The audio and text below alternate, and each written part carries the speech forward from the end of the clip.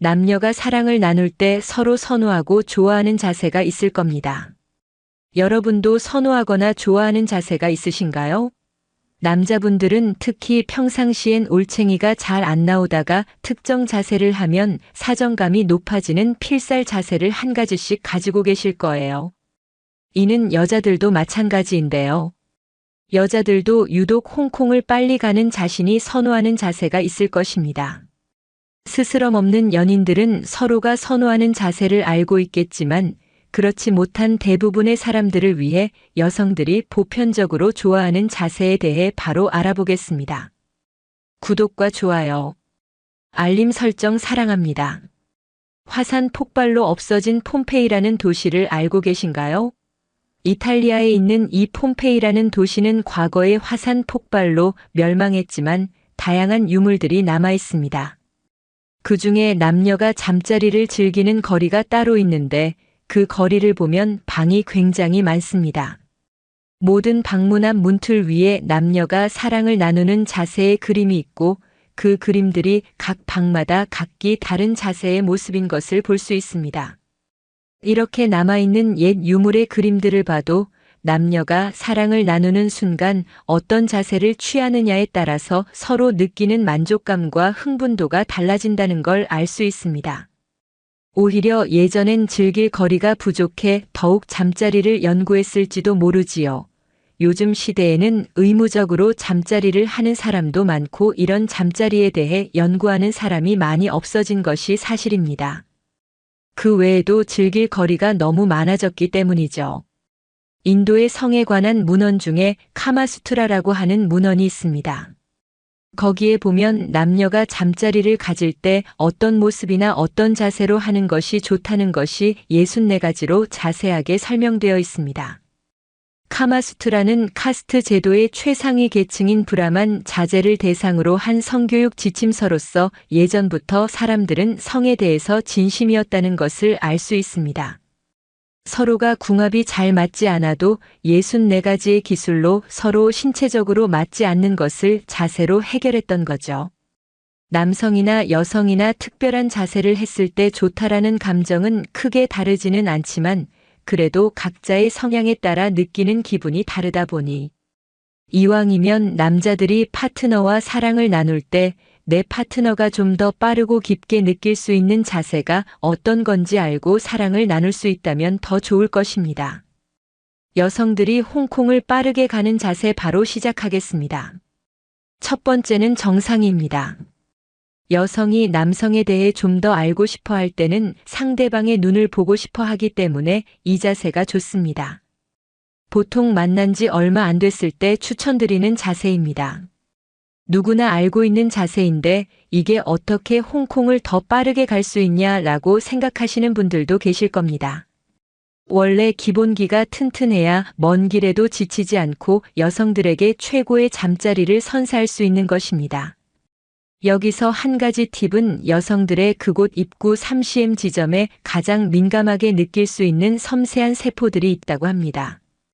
안쪽까지 그런 세포들이 자리 잡기엔 출산할 때의 고통이 너무 크기 때문에 적당한 곳까지만 있는 것이죠. 남성들은 바로 깊은 곳까지 뿌리박고 싶겠지만 인내심을 가지고 이 포인트 지점에서 충분히 머무르다가 깊은 곳까지 들어가시길 추천드립니다. 두 번째, 여성상의 자세. 남성은 누워있고 여성이 위에 올라가는 자세입니다. 여성이 주도적으로 리듬감이나 자극 포인트를 설정할 수 있기 때문에 적극적인 여성이라면 좋아하는 자세입니다. 하지만 부끄러움을 많이 타는 여성은 소극적이거나 부끄러움에 이 자세를 피하기도 하죠. 상대방의 성향을 파악한 뒤에 시도해 보시길 추천드립니다. 이 자세에서 남자들은 그동안 소모했던 체력을 충전하며 쉴 수 있다는 것이 장점입니다. 하지만 그렇다고 목석처럼 가만히 계시면 안 됩니다. 이때도 지속적인 아이 컨택을 해주시면서 상체를 세워 상대방을 안아줄 수도 있고 파트너가 움직임이 있을 때 골반을 살짝씩 튕겨주며 같이 리듬을 맞추는 것도 좋은 방법입니다. 이때 손도 가만히 놀리지 마시고 예민한 부위를 터치해주면서 여성의 포인트들을 자극해주시면 홍콩으로 가는 길이 더 빨라질 것입니다. 이렇게 포인트를 딱딱 집어주면 사랑을 나눌 때마다 여성은 만족스러워하고 자신과 정말 잘 맞는다고 느낄 것입니다. 또한 당신은 정말 능력 있는 남자가 될 수 있겠지요. 세 번째는 후배 위입니다. 후배 위는 남성의 몽둥이가 조금 작거나 여성이 클 때 추천하는 자세입니다. 여성이 커서 자세나 각도가 잘 나오지 않거나 남성의 크기가 작아서 포인트를 잘 자극시켜주지 못한다면 여성이 엎드려 무릎을 세우는 각도에 따라 조절이 가능하기 때문에 어느 정도 커버가 됩니다. 여기서 팁은 무릎을 약간 낮추고 엎드리면 조임이 강해지므로 더 강한 자극을 받을 수 있습니다. 상대방과 체형이 맞지 않거나 궁합이 잘 안 맞는다고 포기하지 마세요. 처음 만났을 때부터 궁합이 잘 맞을 확률이 얼마나 되겠습니까? 하지만 노력으로 이 궁합이라는 것은 얼마든지 맞출 수 있습니다. 여러분이 포기하지 않고 다양한 체위와 방법들을 터득해 상대방을 만족시킨다면 여러분은 해냈다는 성취감과 상대방으로부터 무한한 신뢰를 얻게 될 것입니다. 네 번째는 입으로 나누는 사랑입니다. 이렇게 사랑을 나누는 것은 많은 파트너들이 좋아하는 것 중 하나라고 합니다. 남성들이 입으로 서비스 받는 걸 좋아하듯이 여성들도 입으로 사랑을 나누는 것을 좋아합니다. 이렇게 입으로 사랑을 나누는 것은 잠자리 도중에 상대방에게 절정감을 빠르게 선물하는 방법 중 하나인데요. 의학적으로도 건강에 꽤 좋은 영향을 미친다는 연구 결과도 있었다고 합니다. 인도의 영자 일간지 데칸 크로니클이라고 하는 곳에서 보고한 내용이 있었는데요. 남성들이 여성에게 입으로 사랑을 나누어 주면 여성들은 사랑의 호르몬 옥시토신과 생식 호르몬의 분비가 늘어난다고 합니다. 게다가 여성들의 두통을 치유해 주거나 아니면 밤에 숙면을 취할 수 있게 큰 도움을 주기도 한다니 안 할 이유가 없겠죠. 간혹 비위가 약하거나 냄새가 난다고 이를 피하는 분들이 계시는데 상대방은 이것을 내심 못마땅하게 여겼을 수도 있습니다. 눈 딱 감고 용기 내서 한번 시도해 보세요. 다섯 번째는 서서 할 때입니다. 이 자세의 묘미는 네 가지가 있습니다. 첫 번째, 남녀 모두 옷 벗을 필요 없이 캐주얼하게 가능합니다.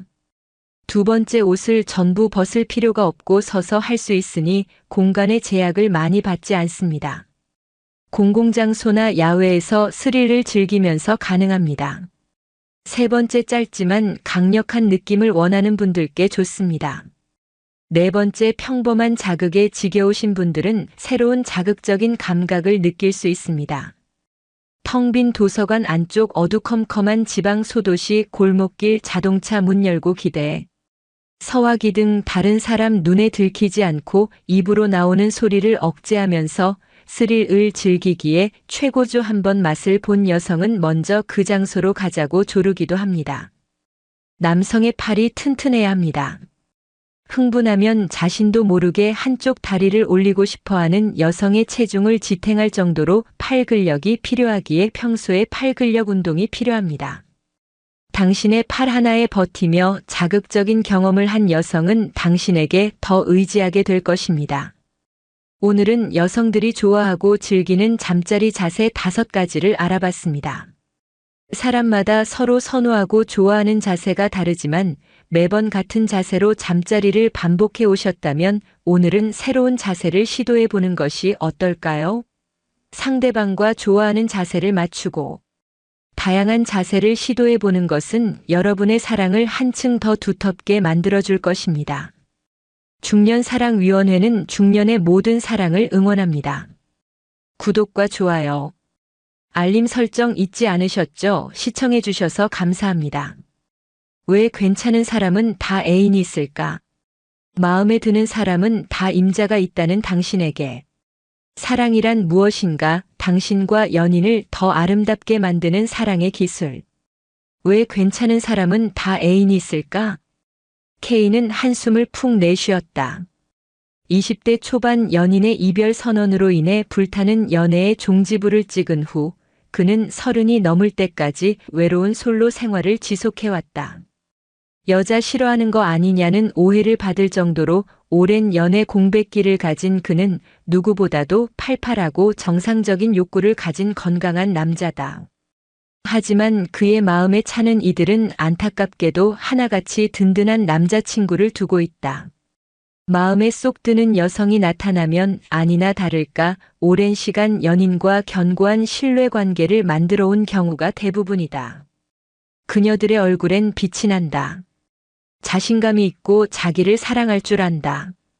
윤기가 흐르며 반짝이는 피부, 경계심 없이 피어나는 꽃 같은 웃음, 타인에 대한 따스한 배려, 안정감 있는 태도. 먼저 사귀자고 하는 사람들이나 사귈 수 있는 사람들은 어딘가 결함이 있어.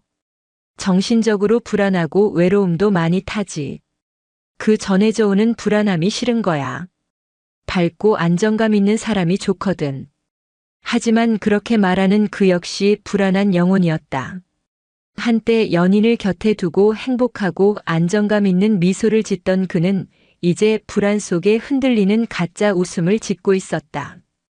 간간히 웃음 사이로 보이는 고단한 한탄 속에서 외로움과 허전함이 스멀스멀 고개를 내밀었다. 너 외롭구나. 그는 딜레마에 빠져 있었다. 괜찮은 사람은 다 애인이 있고 내가 사귈 수 있는 사람은 괜찮지 않다는. 남자친구 있는 사람은 절대 건드리거나 유혹하지 않는다는 원칙, 그리고 안정되고 평온한 사람을 만나고 싶다는 바람이 부딪히며 원치 않는 솔로 생활은 끝날 기미가 보이지 않았다. 이 상황을 어찌하면 좋을까? 그가 진지하게 물었다. 누군가와 연결되며 사랑받고 싶은 것은 우리의 본능, 고독이 고통스럽지만 벗어날 수 없는 상황에서 누구를 어떻게 사랑하면 좋을까? 사랑받는 이의 아우라. 우리들은 직감적으로 괜찮은 사람은 애인이 있다는 것을 안다. 여기서 괜찮다는 것은 외적 조건이 아닌 심리적인 면을 말한다. 괜찮은 사람들은 인기가 더 많고 애인을 사귀기도 쉽다. 연인의 꾸준한 사랑뿐 아니라 주변인들의 구애로 인해 넘치는 사랑을 받는 이들은 자신이 주인공이 된다는 것에 행복을 느낀다. 사랑받으면 예뻐진다는 것은 불변의 사실이다. 사랑하는 사람이 정성스레 만져줌으로써 호르몬의 작용으로 인해 물리적으로도 예뻐지지만 무엇보다 심리적인 면에서 달라진다. 사랑받고 싶다는 우리의 갈망, 그 본능적인 욕구가 채워짐으로써 우리들은 불안이 해소되며 자신감이 생기고 자신을 더 존중하게 된다. 세상을 더 신뢰하며 아름답게 바라보고 심리적인 안정감을 갖게 된다. 그 사랑이 꾸준하면 꾸준할수록 시련 앞에서도 단단할수록 내적인 안정감은 강해진다. 이들은 지나치게 예민하지 않고 사소한 일로 타인을 미워하거나 분노하지 않으며 주변 사람들을 편하게 해준다. 진정한 사랑이 주는 힘은 그것이다. 사람은 변하게 하는 것. 사람을 아름답게 만드는 것. 그래서 괜찮은 사람이 애인이 있기도 하지만 연인으로부터 사랑받기에 괜찮은 사람이 되기도 한다. 사랑받는 이가 느끼는 행복감은 주변 사람들에게 전염된다. 그 사람 곁에만 있어도 안정되고 편안해진다. 따라서 괜찮은 사람은 부모에게 안정된 사랑을 받으며 성장한 사람, 괜찮은 연인에게 오랫동안 꾸준한 사랑을 받는 사람일 가능성이 높다. 사랑받는 이가 뿜어내는 아우라는 그것이다. 사랑받는 이는 아름답다.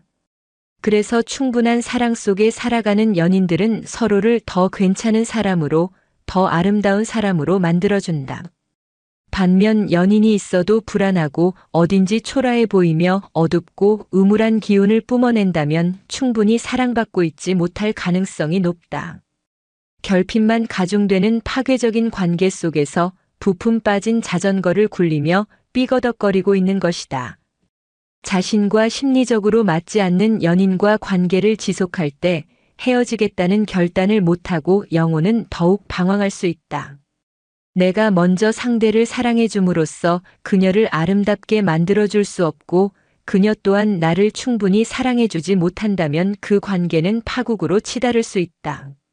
서로를 사랑하기보다 자기만 향해 있는 나르시시즘을 벗어나지 못했기 때문이다.